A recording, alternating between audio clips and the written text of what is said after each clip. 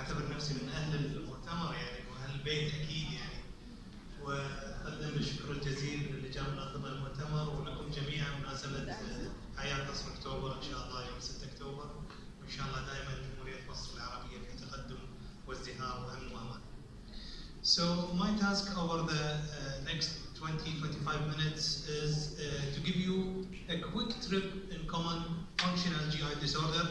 I think they are very common and we need to understand what are they and what are the practical tips that every pediatrician should have.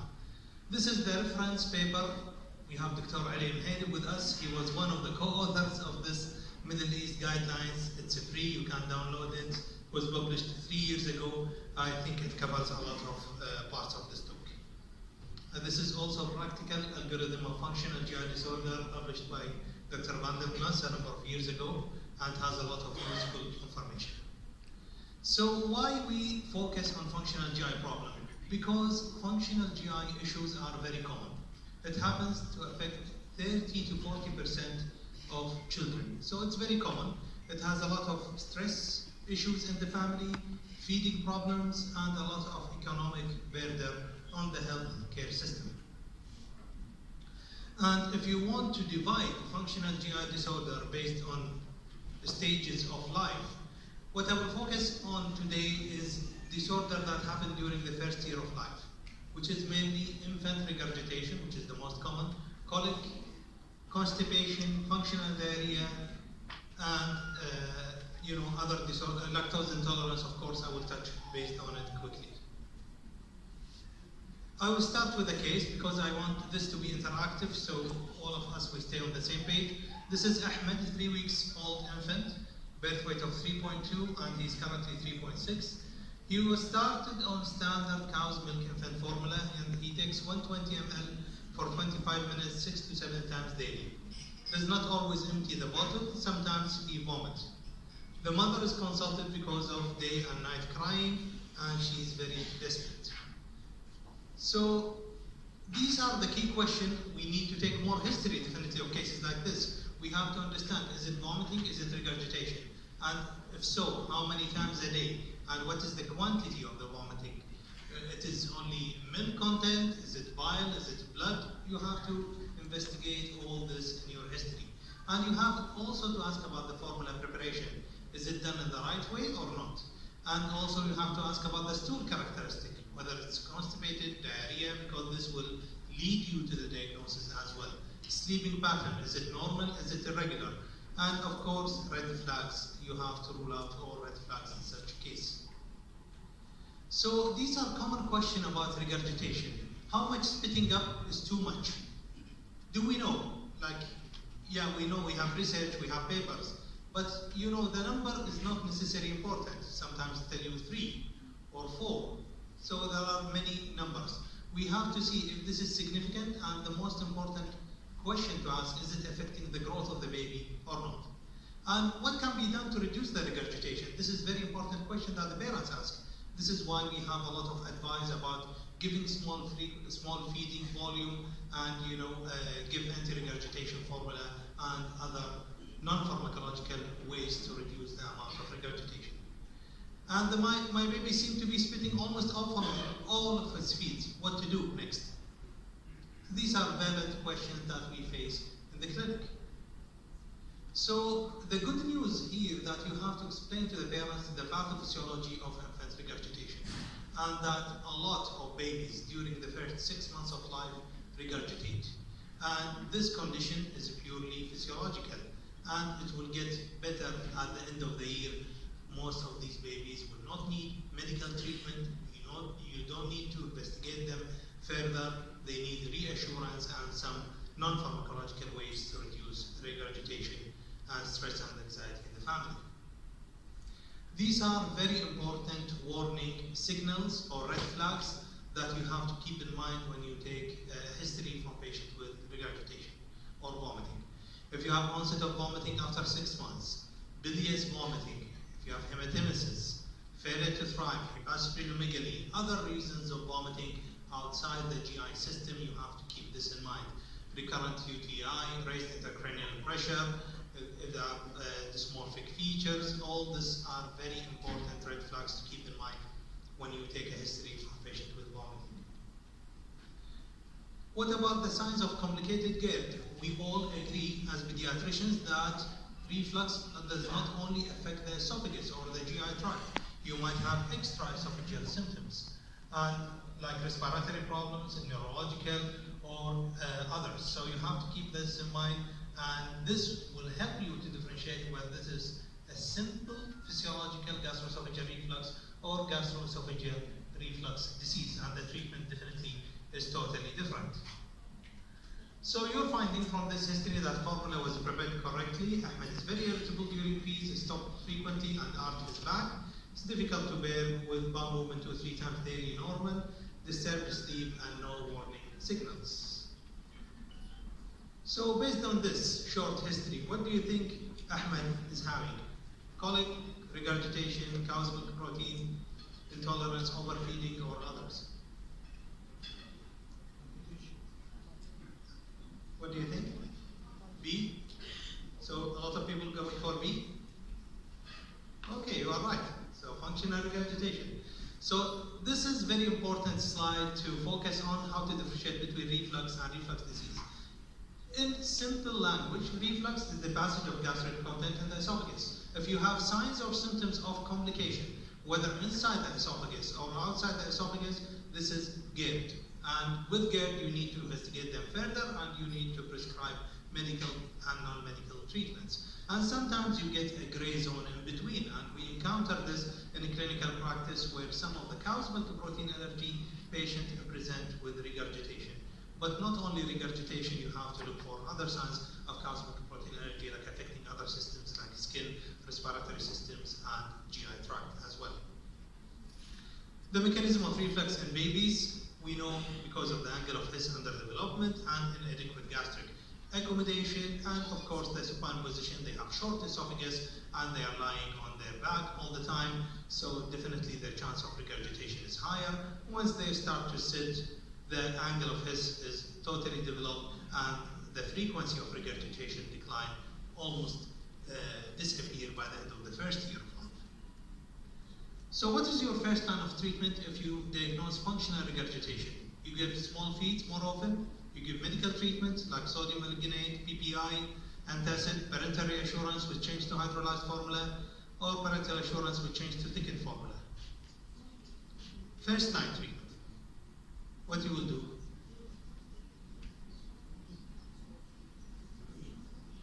A?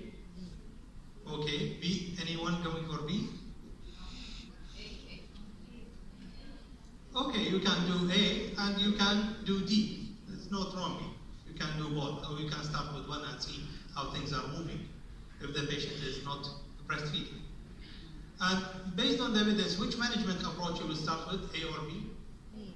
So definitely A. So this is a physiological phenomenon. We'll go with nutritional management and reassurance.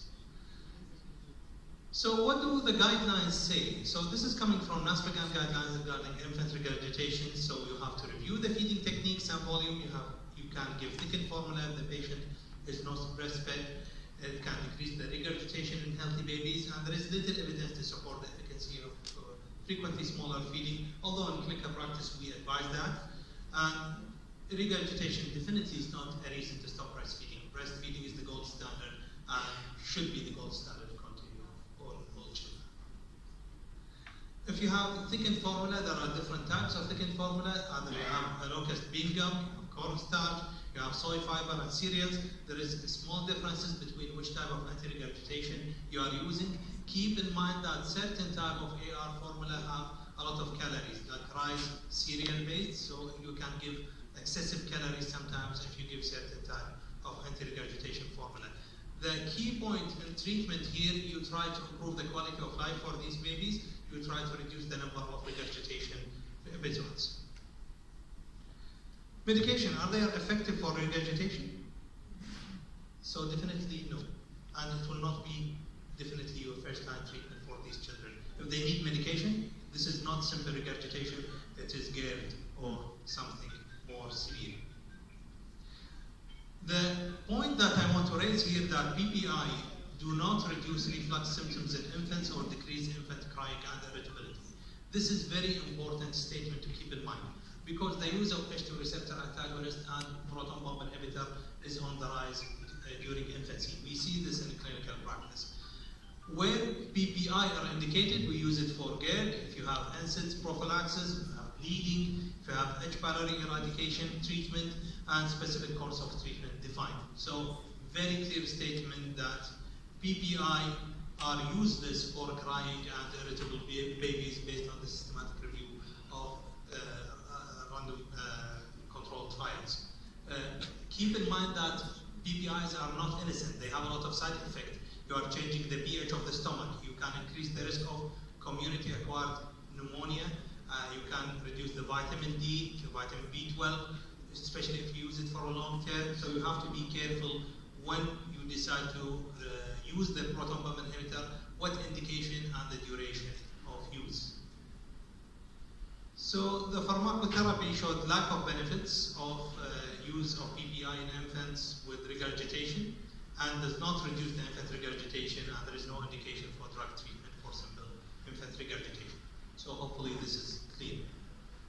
This is taken from the Rome Foundation. It was published 2 years ago about the algorithm for infant regurgitation. So infants between 3 weeks to 12 months of age with regurgitation, they put 2 or more times a day for at least 3 weeks.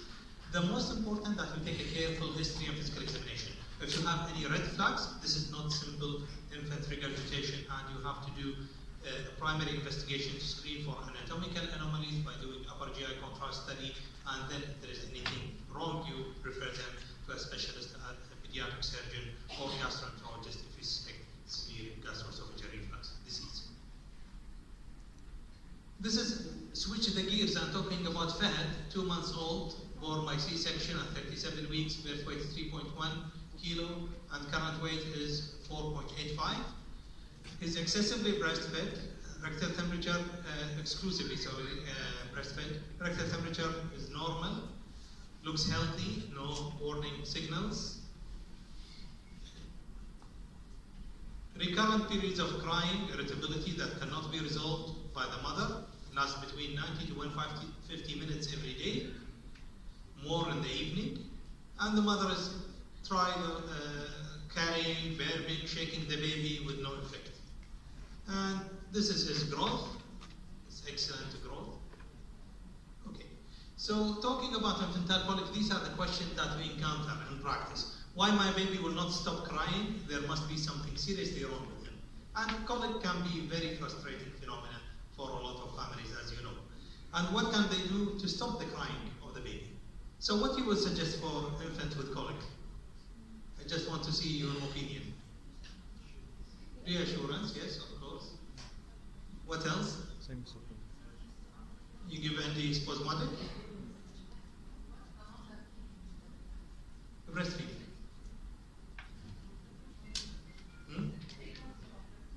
Frequency? It's normal frequency, every 2 or 3 hours. No problems. Carminative, yes, you all. I know. It can work for some babies, but not for all, I guess. Maternal of the diet is breastfed. Sure.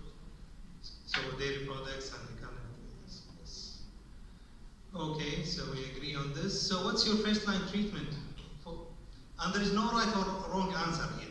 So small feed more often, anti-colic and acid suppressing agent, parental reassurance with hydrolyzed formula, reassurance with change formula for colic. What do you think? E? You will do it? No. Okay. It is done in practice. A lot of doctors doing this. They change the colic formula. But the problem here is colic is very heterogeneous phenomenon. And it's a physiological phenomenon. So not all babies will benefit from change to hydrolyzed formula or change to lactose-free or change to something else. Crying is very broad symptom and can happen with a lot of diseases like reflux or cow's milk allergy or other diseases as well. So reassurance, yes. There is a small category of children with excessive colic who might have underlying cow's milk protein allergy. So some guidelines suggest to change to hydrolyzed formula for a period of time and then re-challenge them and see whether this will make a big difference. Keep in mind that the natural history of the phenomena of colic is they get better by itself. Usually in a few weeks, when they hit 4 or 5 months, it should get better. So sometimes it's very gray zone whether to do this, and if you do it, it will be very limited for a short period of time and see the results. So the guidelines say about the first time treatment is reassurance and education, and we have to understand that the family should understand the signs for hunger and fatigue, and the family structure and regularity should be explored, and the self-limiting nature of the condition should be explained to the family, not to over-investigate these children. I hate that colic has been turned into a medical condition now, and we are over-medicalizing this and doing a lot of unnecessary investigation like ultrasound, blood test, urine test, unnecessarily, especially if you don't have any red flags in your history. And definitely there is insufficient evidence to say that swaddling or other caregiver interventions might work. Herbal medication, a lot of people try herbal tea.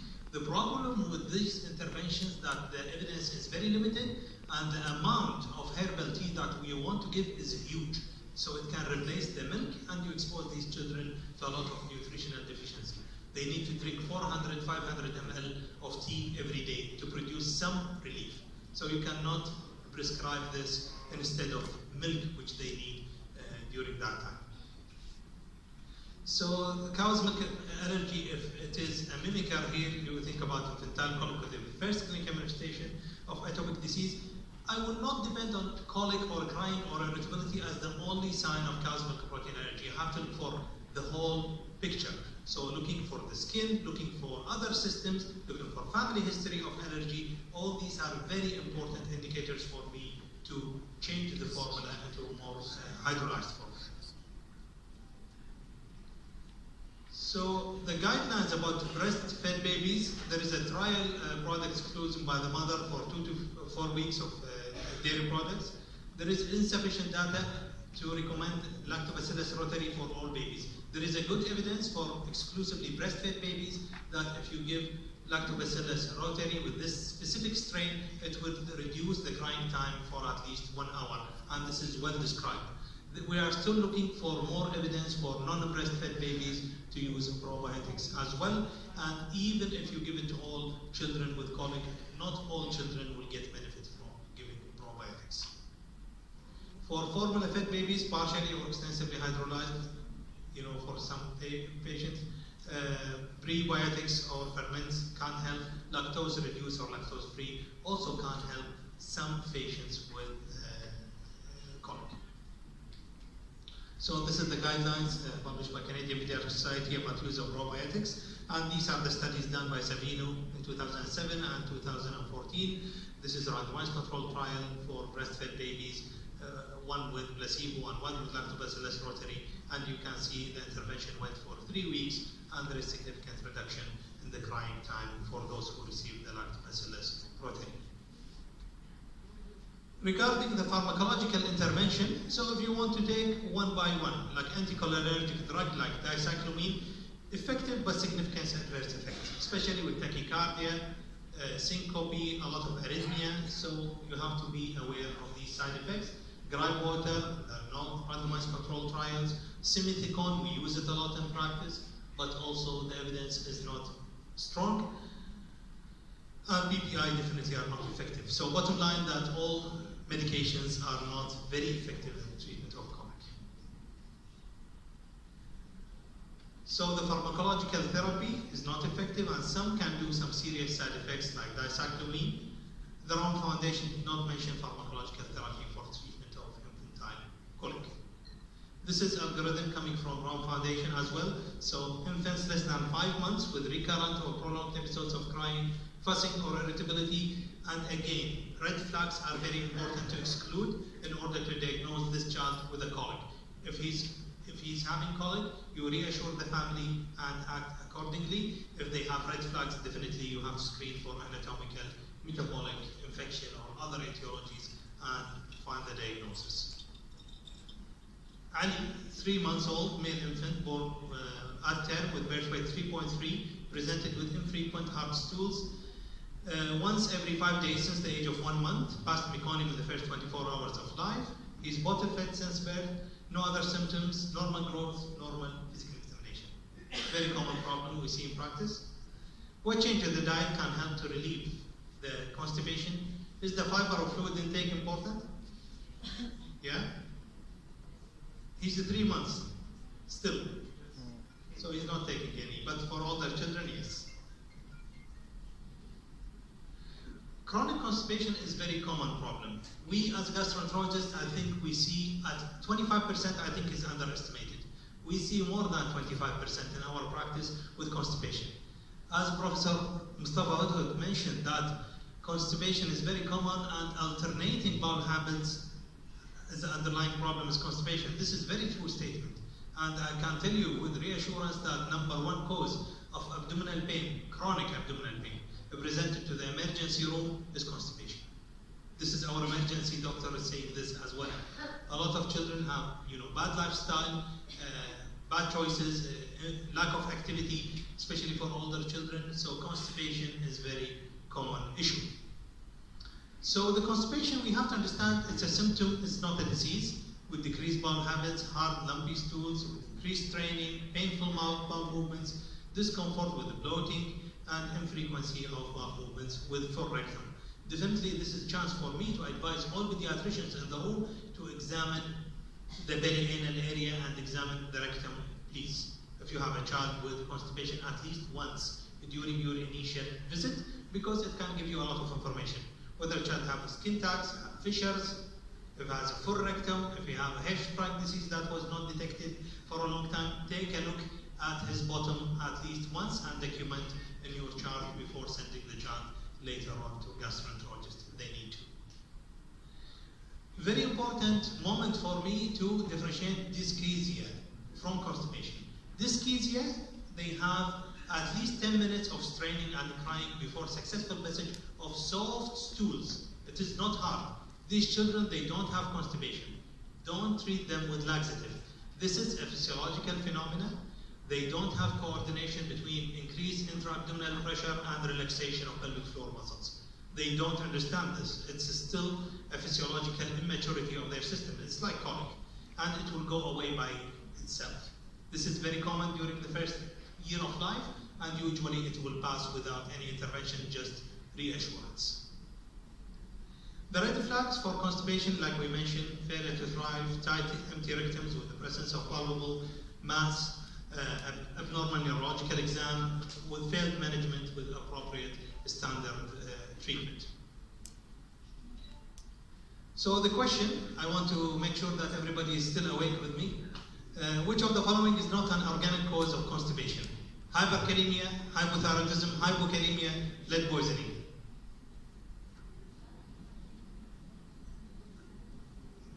Okay, I get you with this question. Yeah. A? B or A? Who's going for A? Are you sure? You are right, hyperkalemia. Okay, others can cause constipation. Okay, hyperkalemia. So the treatment of constipation, to clean them out with disinfection and then to give a maintenance treatment. This is very important. These are the agents that we use to treat constipation. So mineral oil, lactulose. Very important message out of this slide, use appropriate dose. Don't use a small dose, please. You have a range. You can start with 1 ml per kg per day, divided twice or 3 times a day for lactulose, and then you can increase up to 3 cc per kg per day. You use appropriate dose with good check of compliance and with good duration. Don't use it for 1 week only, especially for chronic constipation. The duration of treatment equals the duration of symptoms. And we know the relapse rate is very high with constipation. So you have to give them at least 2 to 4 months of treatment before, and you don't need to stop them immediately. You have to wean the medication till you stop it, because if you stop abruptly, they will have high chance of recurrence or relapse. These are other agents like polyethylene glycol 3350, and it's called Mirilax, and you can use a stimulating agent sometimes, but I will not use it for a long time, like Sena or Vesicodine. So pediatrician, why they struggle with management of constipation? Because what I mentioned. They give inadequate dose, they ignore the maintenance treatment, they have ignored the extensive workup of constipation, and did not overcome the helplessness and lack of follow-up. You need to give them treatment and bring them back 1 month to see how things are and provide support to these families. This is the algorithm for infantile constipation. If they have 2 or fewer defecation per week in infants less than 6 months with history of excessive retention, you take your history and physical exam and you have red flags. Definitely you have to screen for anatomical, neurological, hair spring disease, and others. If they have functional constipation, they are exclusively breastfed for more than 2 weeks. You label them as functional constipation and see how things are. This is the last case for me. I have 5 months old infant present with a prolonged watery diarrhea after acute gastroenteritis, lasting for 3 weeks now, and he's formula fed, normal growth and development, normal examination apart from excoriated diaper area, normal labs. What do you will do? What do you think this is? So, secondary lactose intolerance is possible, so you exclude the lactose. You give them lactose-free formula for a short period of time, 2-3 weeks, and see how things are. So, we know lactose is fermented in the colon, and if it's fermented and you get lactase deficiency, lactase is present usually in the duodenum, at the tips of the villi, and if you get lactase deficiency, you get lactose intolerance symptoms. So they can present, if you have lactose intolerance, with classic gas production, watery diarrhea, excoriation of the perianal area because of the carbohydrate malabsorption, and flatulence. So all of the following are causes of secondary lactose intolerance, except number 1, celiac disease, number 1, post-infectious, number C, giardia, cow's milk protein allergy, adult type hypolactasia. What do you think? Secondary causes of lactose intolerance.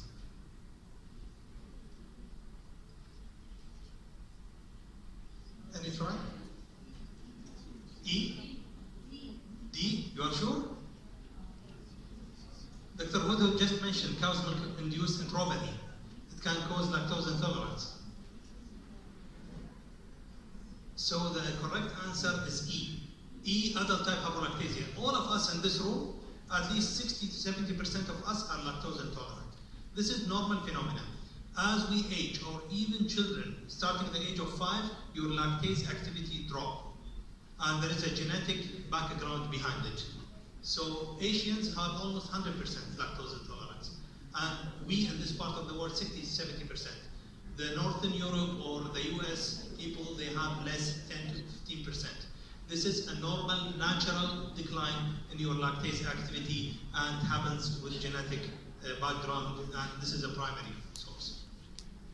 This is the lactase deficiency, nice villi, and when you magnify this by electron microscopy, it is flattened.